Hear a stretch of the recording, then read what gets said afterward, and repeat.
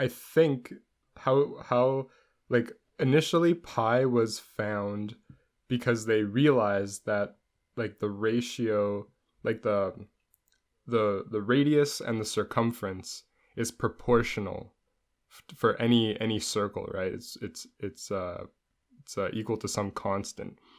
And then, they realized soon after that that constant is not rational, and so you have to approximate it by some number. And then they started approximating it using like regular polygon approximations. So the Yeah. very first official okay, well, technically I'm reading here like the ancient Babylonians also, approximated pi as equal to 3 by taking, just the radius of a circle. I'm assuming a very simple approximation, but the first mathematical calculation that we have of pi was by Archimedes himself, when he took a circle and he's like, okay, I'm going to inscribe a polygon inside, and I'm going to inscribe a polygon outside. We have talked about this before. Yeah, I think we have. when, and this is a beautiful consequence. And I think I still remember there's some video or some article that I've read where they talk about the futility of this method with what we have today to calculate pi.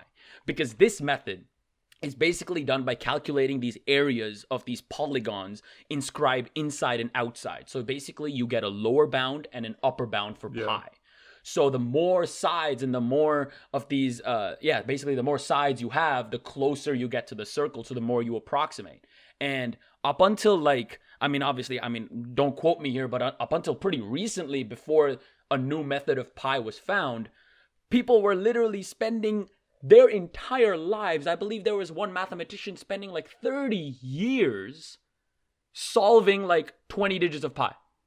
Yeah. And now we can do that with you know what actually happened in the past, what they would do is they would manually, like, they would use that method to approximate pi, but they would have to calculate it by hand.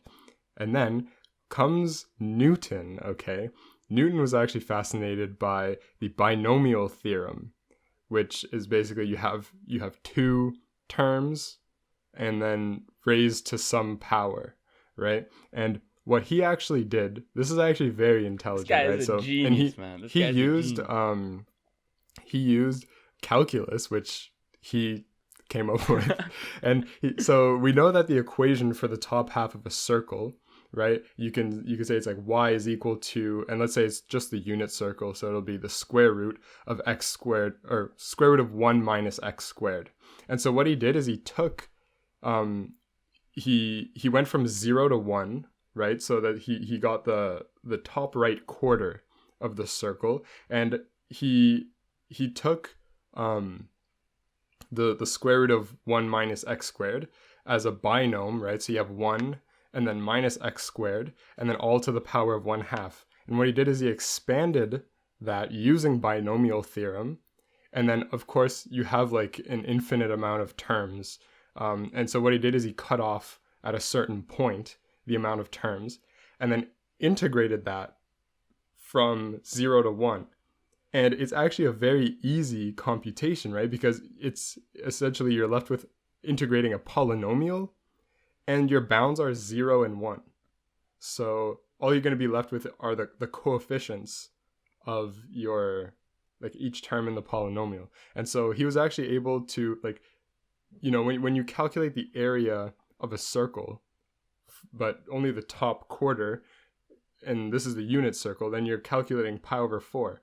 So to actually get a value, an approximate value for pi, he just multiplied that integral by 4, and he actually got very close. I think it was the equivalent to hand calculating the area of like a polygon with 300,000 sides. Yeah, I remember something like that. That's how precise his method was. And it literally, that calculation is so simple. And he cut off so many terms too, Yeah, he cut off so many terms, and it was so accurate. It was mind-blowing. When I read about that, I was like, man, this guy Newton is on a new level, because this guy if you think about it, like Archimedes is like 200 BC. Newton is like 1600s.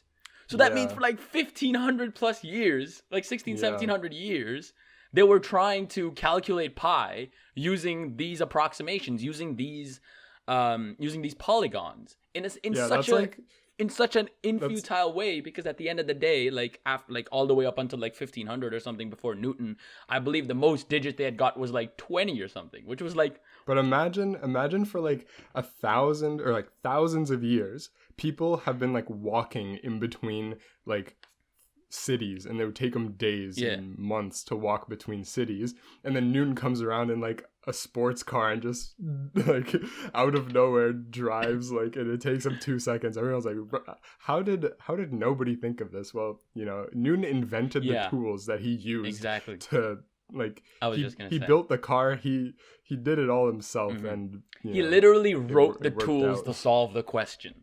Like, it's not like he used something else, so it's not really that it was that obvious to other people, right? Because everyone was completely astounded, and that's also why, you know, Newton was such a highly respected physicist, because obviously, like, he invented his own form of mathematics to solve the world's problems, you know, and that's such an interesting way, like, that's such an interesting take on just calculus, you know?